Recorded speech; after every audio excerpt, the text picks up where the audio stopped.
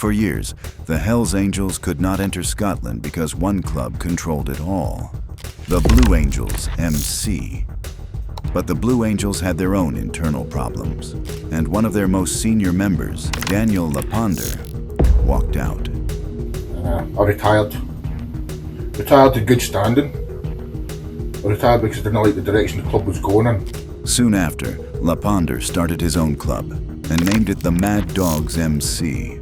What followed turned former brothers into deadly enemies and sparked one of the most violent biker feuds Scotland had ever seen. This is the story of Blue Angels versus Mad Dogs.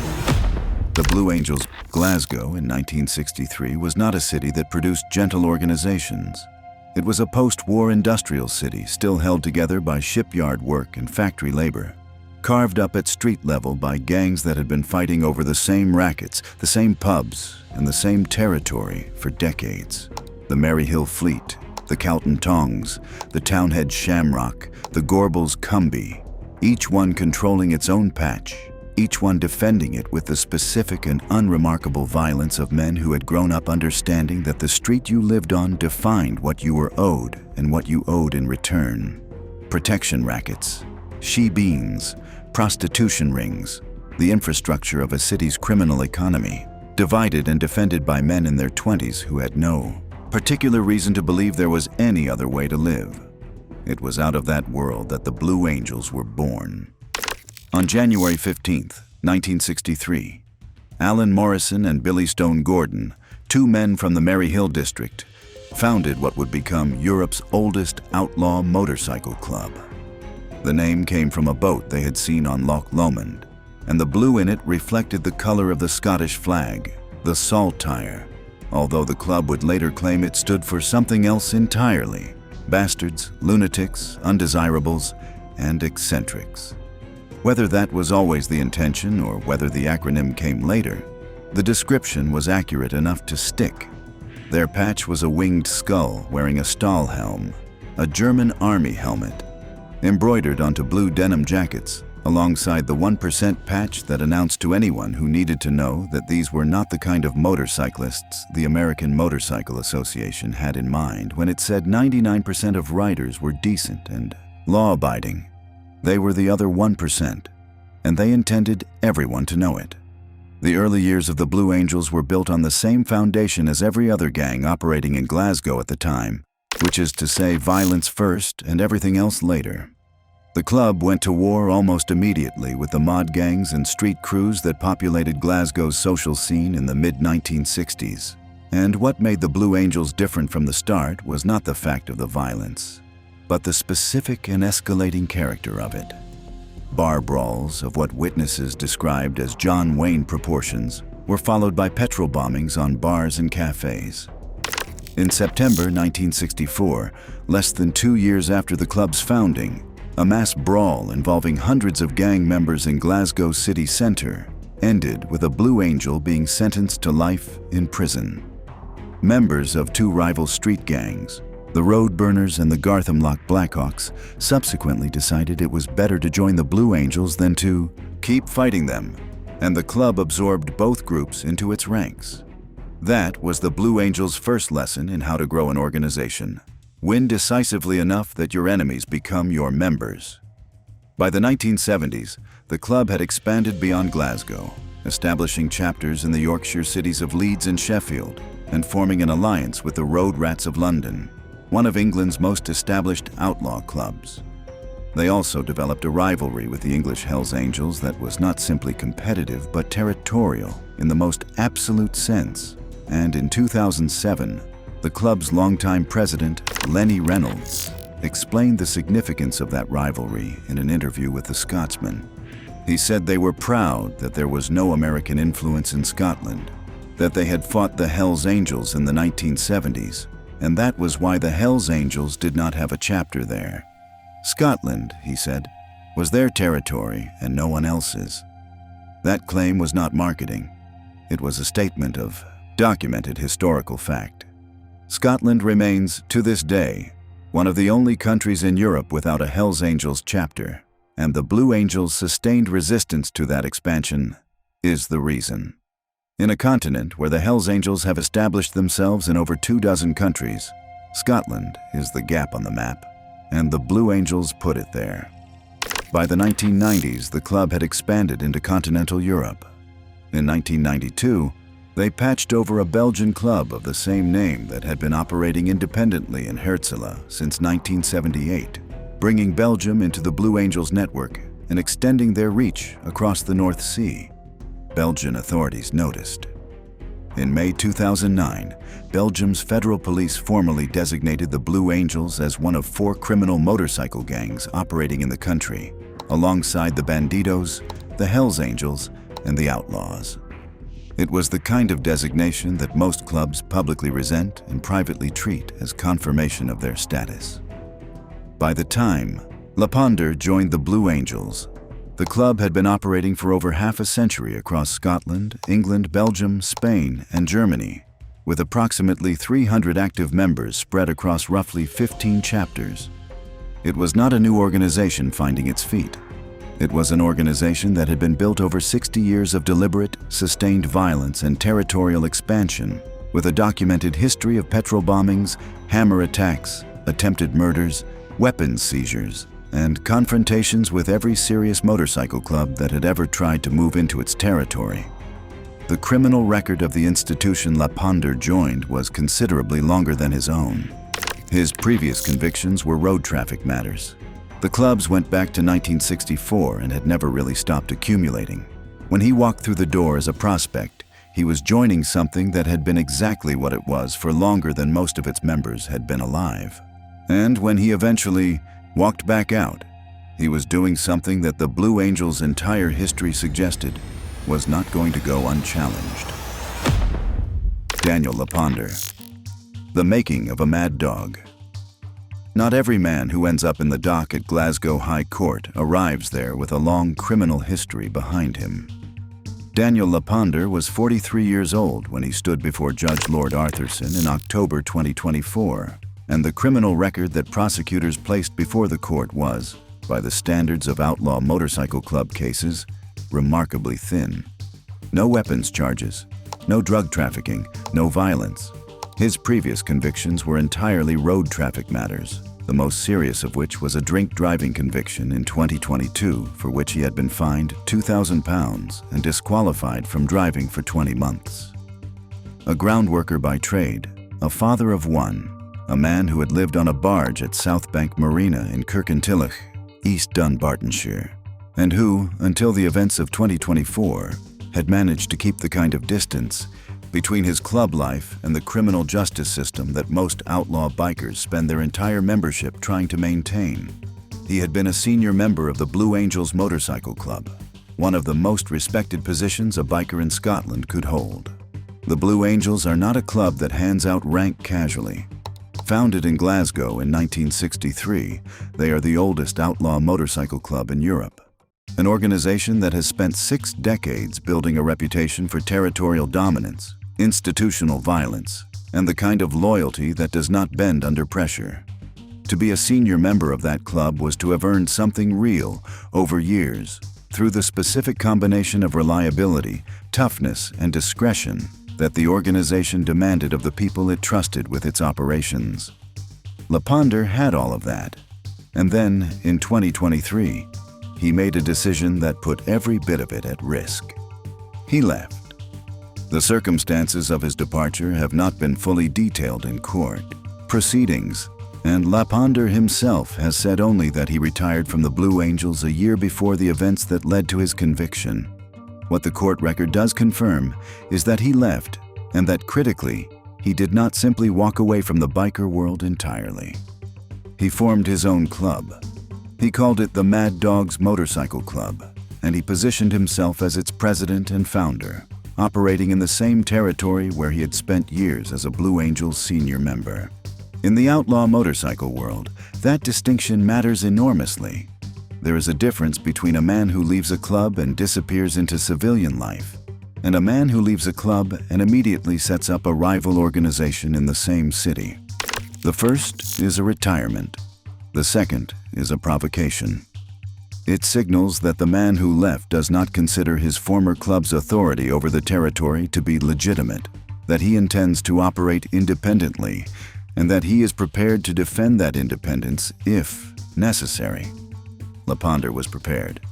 What his motivations were for forming the Mad Dogs rather than simply moving on remains a matter of speculation, since he has not given a detailed public account of his thinking.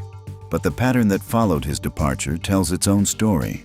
A man with no serious criminal record, a man who had spent years inside one of Europe's most established outlaw clubs without ever drawing the kind of attention that lands people in courtrooms, made a decision in 2023 that would, within a year, result in a pipe bomb, a shotgun, a 9-year prison sentence, and a statement from custody that left no doubt about where he stood. He had built something he was not willing to walk away from, and the Blue Angels had made clear, in the only language the outlaw world fully understands, that they were not willing to let him keep it. The split. In the outlaw motorcycle world, leaving a club is never just a personal decision. It is an institutional event, and the institution has opinions about it. The code that governs 1% motorcycle clubs is not written down in any document that gets filed with a government agency, but it is understood by everyone inside it with a clarity that most formal legal systems cannot match. You earn your patch, you wear your colors, you represent the club in everything you do, and in return, the club represents you. The territory you ride belongs to the club, not to you personally, and when you leave the territory behind along with the patch and the name and everything else that came with membership. What you do not do, under any reading of that code, is leave and then set up your own competing organization in the same space. Laponder did exactly that.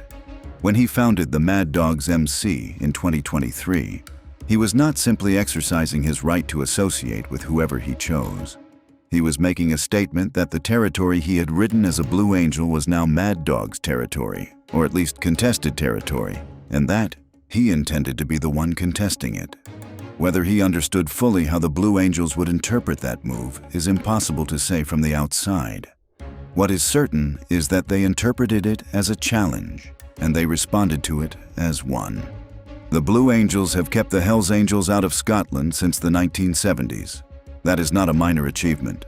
The Hells Angels are the largest outlaw motorcycle club in the world, with chapters across every major country on Earth. And Scotland remains one of the very few territories in Europe where they have never been able to establish a permanent presence. The Blue Angels president, Lenny Reynolds, explained it plainly in a 2007 interview. They fought the Hells Angels in the 1970s, and that is why there is no Hells Angels chapter in Scotland. An organization capable of holding that line for 50 years does not respond to internal defection with a strongly worded conversation. It responds the way it has always responded to territorial challenges, with force. The speed with which the situation deteriorated after Laponder founded the Mad Dogs tells you something about how seriously the Blue Angels took the provocation. These were not two clubs with a long history of grievances working through an accumulation of old wounds. This was a feud that went from zero to pipe bombs in under a year, which means the underlying tension was acute from the moment Laponder announced what he was building. His former brothers had a specific problem with what he had done, and that problem was not abstract. It was territorial, it was personal, and it was the kind of thing that, in the world both men occupied, had only one available resolution. Someone was going to have to back down, and neither side was inclined to be the one that did. The escalation. The Blue Angels moved first. That detail matters because it is the detail that Laponder's defense would later lean on heavily in the Glasgow High Court, and it is the detail that explains, without justifying, everything that came after. The feud did not begin with Laponder building a bomb. It began with the Blue Angels making a series of decisions that told him, in the clearest possible terms, that his new club was not going to be tolerated, and that he personally was going to be made to understand that. The first move was against his people rather than against him directly. Motorcycles belonging to associates of Laponder were set on fire, not his bike. The bikes of people around him, people who had chosen to align themselves with the Mad Dogs rather than stay with or defer to the Blue Angels. It was a targeted message, delivered in the specific language of the outlaw world, where a man's motorcycle is not simply a vehicle, but an identity, a statement of who he is and what he stands for. Burning those bikes was burning that statement. It was telling Laponder's associates that the cost of standing with him was going to be real and immediate and physical. Then they came to his home. A group of Blue Angels bikers arrived at Laponder's address and threatened him with violence directly. They showed up in person, in numbers, at the place where he lived, and they made clear what would happen if the Mad Dogs continued to operate. For a man with no serious criminal history, no prior convictions for violence, no record of the kind of escalation that characterizes career criminals, this was the moment that changed everything. His defense lawyer, John Scullion, told the court that the events which followed were carried out in response to sustained attacks, that Laponder's intention had been to end the feud rather than extend it, and that he accepted full responsibility for his actions while genuinely regretting the impact they had on his family and the wider community. That framing, that the bomb was a response, not an initiation, is important to understanding how Laponder arrived at the decision he made. Because what the timeline shows is a man who had been on the receiving end of escalating aggression for months, who had watched the people around him targeted for their association with him, who had been confronted at his own home, and who had concluded that the only language the Blue Angels were prepared to hear was one that matched or exceeded the level of force they had already used. When officers questioned him after his arrest, he did not deny what he had done, and he did not pretend the context did not exist. He told them to link the dots. He said his club had been getting attacked all the time. He acknowledged the remote detonator and described it as a shot across the bow, which is the language of a man who believed he was firing a warning rather than opening a new front. Whether that framing was accurate, whether a pipe bomb packed with petrol and ball bearings underneath, a civilian's work van constitutes a warning shot rather than a serious attempt to cause catastrophic harm, was a question the court addressed with the 9-year sentence it handed down. But the escalation that produced that moment was real, documented, and presented in open court by both the prosecution and the defense without significant dispute. The Blue Angels attacked.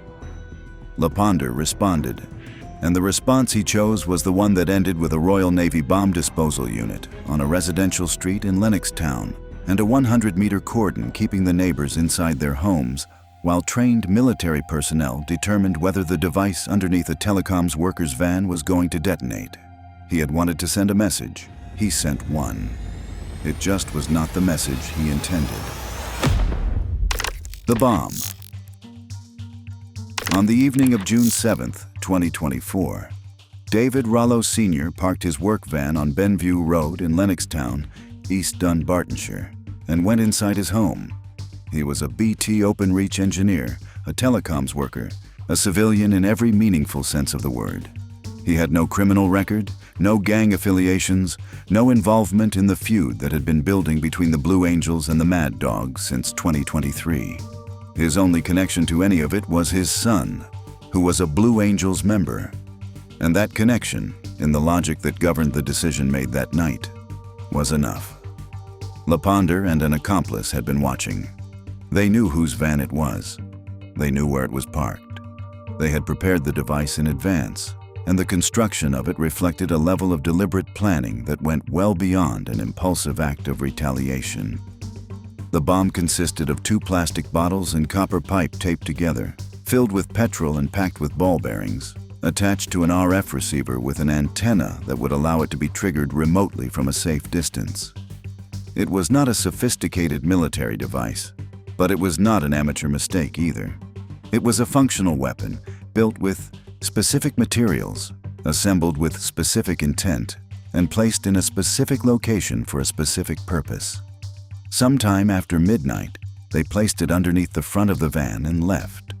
What they did not do, despite having just planted an explosive device on a residential street in a Scottish town, was exercise any particular discretion about the rest of their evening.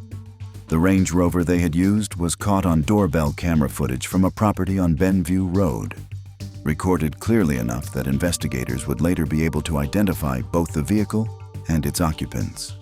And on the day of the attack, Laponder and his accomplice had posted a photograph of themselves together on the Mad Dogs Motorcycle Club Facebook page with the caption, "Hooked up with this reprobate today, interesting stuff." The post was time-stamped.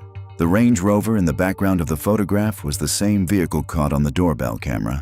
They had documented themselves on a public social media platform on the day they planted a bomb in the vehicle they had used to plant it.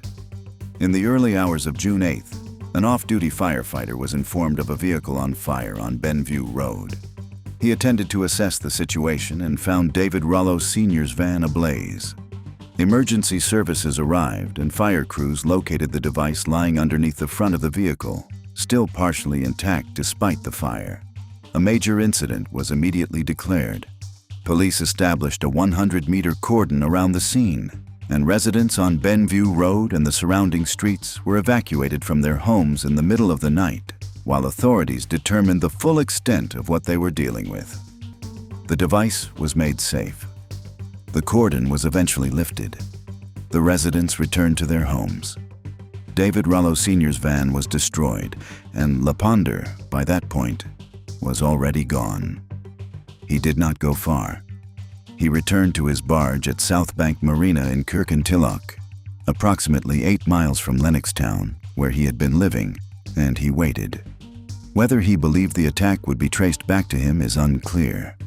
What is clear is that he had left behind enough physical evidence to make the investigation that followed relatively straightforward, and that the investigators who worked the case found it waiting for them in places that suggested Laponder had either underestimated the forensic trail he had created, or had simply not cared as much about concealment as the gravity of what he had done might have required.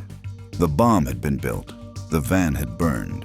The Royal Navy had been called to a street in Lennoxtown, and somewhere on a barge in Kirkintilloch, the president and founder of the Mad Dogs Motorcycle Club was waiting to find out what came next. The investigation. The investigation did not take long. In cases involving experienced career criminals, the forensic trail is often thin, carefully managed by people who have spent years learning what investigators look for and how to avoid leaving it behind. Laponder had no such experience. His prior convictions were road traffic matters. He had never been through a serious criminal investigation, never been subjected to the kind of forensic scrutiny that major crime cases generate. And the evidence he left behind reflected that inexperience in almost every detail. It started with the Facebook page. The Mad Dogs Motorcycle Club had an active social media presence, which is itself an unusual feature of an organization whose president had just planted a pipe bomb on a residential street. Police inquiries in the days following the Lennoxtown incident led investigators to the Mad Dogs Facebook account, where they found photographs of Laponder and another man standing next to a Range Rover. The same Range Rover had been captured on doorbell camera footage from a property on Benview Road on the night of the attack, recorded clearly enough to allow a direct visual comparison between the vehicle in the photographs and the vehicle in the footage.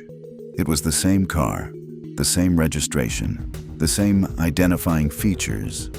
The Facebook post time-stamped on the day of the attack, the one with the caption about hooking up with a reprobate and interesting stuff, placed Laponder and his accomplice together in that vehicle on that specific day.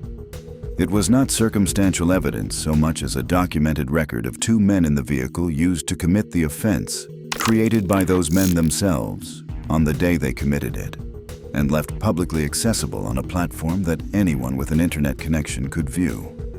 Then came the physical evidence from the device itself. A forensic investigation of the pipe bomb recovered from underneath Rollo Sr.'s van identified specific components that investigators were able to trace through the construction process. The device had been assembled using duct tape and plastic bottles, and both of those materials carried biological material. Laponder's DNA was recovered from the bottles. His fingerprints were recovered from the duct tape. The combination of biological and physical evidence placed him not just near the device, but in direct physical contact with the specific materials used to build it. Investigators then executed a search warrant on a garage associated with the Mad Dogs Motorcycle Club. Inside, they found 2 remote firing systems with characteristics similar to the RF receiver used in the Lennoxtown device. The same type of remote activation technology, found at a location directly linked to Laponder's organization, recovered less than a month after the attack. The implication was not subtle. The garage had been used as part of the operation, and the firing systems found inside it were consistent with a capability to build and detonate additional devices if the first one had not produced the desired result. On July 3, 2024, 25 days after the Lennoxtown bombing, police executed a warrant and traced Laponder to his barge at South Bank Marina in Kirkintilloch. Officers approached the vessel and made contact with him. When they questioned him about the bomb, his response was the one that would be read back in open court weeks later. "Link the dots," he told them. His club had been getting attacked all the time. The remote detonator goes off with a remote. Then he told them about the shotgun. Without being asked directly, Laponder informed the officers that there was a firearm inside the barge. The weapon they recovered was a loaded side-by-side double-barrel break-action shotgun, chambered for 12-bore cartridges, with the barrel shortened to a length that placed it in the category of a prohibited weapon under Section 5 of the Firearms Act, 1968, as amended. A sawn-off shotgun, loaded and ready, kept on a residential marina barge in a Scottish town by a man who had just been questioned about a pipe bombing. The judge who later sentenced him described the background circumstances as somewhat bizarre, which is the kind of measured judicial understatement that only becomes possible when the facts of a case are so thoroughly documented that no elaboration is required. The DNA was there, the fingerprints were there, the Facebook post was there, the Range Rover was there, the firing systems were there, the shotgun was there, and Laponder himself had directed police to the last piece of evidence, apparently operating on some logic that voluntary disclosure of a firearm might be viewed more favorably than having it discovered during a search. It was not. He was remanded in custody at the scene, and the case against him was, from that point forward, essentially complete before it had properly begun. The trial and sentencing. The case against Daniel Laponder reached the High Court in Glasgow on October 15, 2024, and it resolved itself with a speed that reflected how thoroughly the evidence had already done the work of prosecution before any of it was formally presented before a judge. Laponder pleaded guilty. There was no trial in the conventional sense, no jury deliberating over competing accounts of what had happened and why. There was a Section 76 indictment, a Scottish legal procedure that allows a defendant to enter a guilty plea in advance of a full trial diet, typically in exchange for a degree of credit at sentencing, and 2 charges. The first was willful fire-raising, the Scottish legal term for arson and related fire offenses, which in this case covered the detonation of the pipe bomb and the destruction of David Rollo Sr.'s van. The second was the contravention of Section 5 of the Firearms Act 1968, the unlawful possession of a prohibited weapon, which covered the sawn-off shotgun recovered from the barge at Kirkintilloch. He did not contest either charge. The sentencing hearing that followed gave both sides the opportunity to present the context that a guilty plea removes from formal examination. Prosecutor Lorraine Glancy KC laid out the facts of the bombing with the kind of methodical precision that the physical evidence permitted. The device, its construction, the doorbell footage, the Facebook post, the DNA, the fingerprints, the firing systems found at the Mad Dogs garage, the shotgun on the barge. The picture she assembled was one of deliberate, planned violence carried out against a civilian target as part of an ongoing feud between 2 motorcycle clubs. Defense advocate John Scullion KC presented a different frame around the same facts. He told the court that in the months leading up to the events of June 2024, Laponder and his associates had been subjected to sustained targeted attacks by the Blue Angels. Motorcycles had been burned, He had been threatened at his own home. The events of June 8th had been a response to that sustained aggression, and Laponder's stated intention had been to end the feud rather than escalate it further.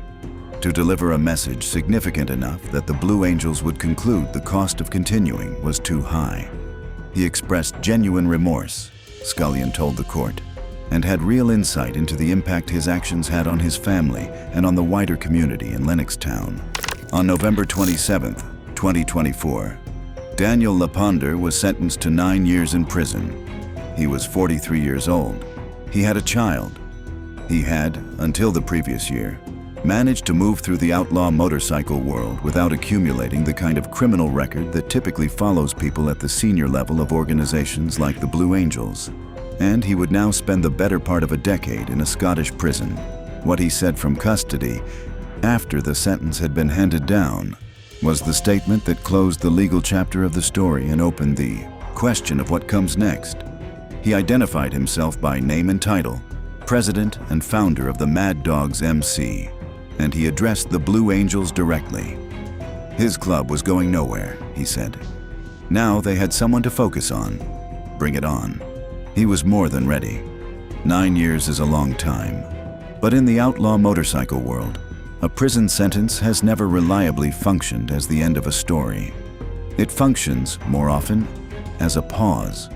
The man who sent that message from custody understood that, and the people he sent it to understood it too. The feud, as of the date of his sentencing, was not over. It was simply waiting. The Blue Angels after Laponder. In September 2018, a Blue Angels member named Ian Ewing drove his car into a group of Nomads MC bikers on the A98 road near Cullen in Moray, Scotland, and then got out with accomplices and attacked them with a claw hammer, a tire iron, and a baseball bat. 4 men were struck. Colin Sutherland, 25 years old, lost consciousness at the scene. John Sutherland suffered injuries serious enough to cause permanent disfigurement. Edward Forrest and Nicky Sirrett were both assaulted to the danger of their lives. The attack had been carried out in retaliation for Blue Angels members being assaulted earlier the same day, which placed it in exactly the same pattern as the Laponder feud. A provocation, a response, and an escalation that put innocent or peripheral people in serious physical danger. Ewing was convicted in February 2020 of attempting to murder Colin Sutherland and of 3 additional charges of assault, causing severe injury and danger to life. He was sentenced to 7 years in prison in April 2020. He had been wearing clothing bearing the Blue Angels name when he was arrested. The club's insignia was found in his car. That case, taken alongside the Laponder feud, reveals something precise about how the Blue Angels operate as an institution, rather than simply as a collection of individuals making independent decisions. The pattern is not one of isolated actors occasionally losing control. It is one of an organization that responds to challenges, whether external from rival clubs or internal from departing members, with coordinated physical force, and that treats the willingness to deploy that force as a core institutional value, rather than an occasional aberration. The Blue Angels have maintained that institutional posture for over 60 years, across multiple countries, against opponents ranging from the Hells Angels in the 1970s to the Mongrel Mob in Leeds in 2018, to a former senior member on a barge in Kirkintilloch in 2024. The specific opponents change.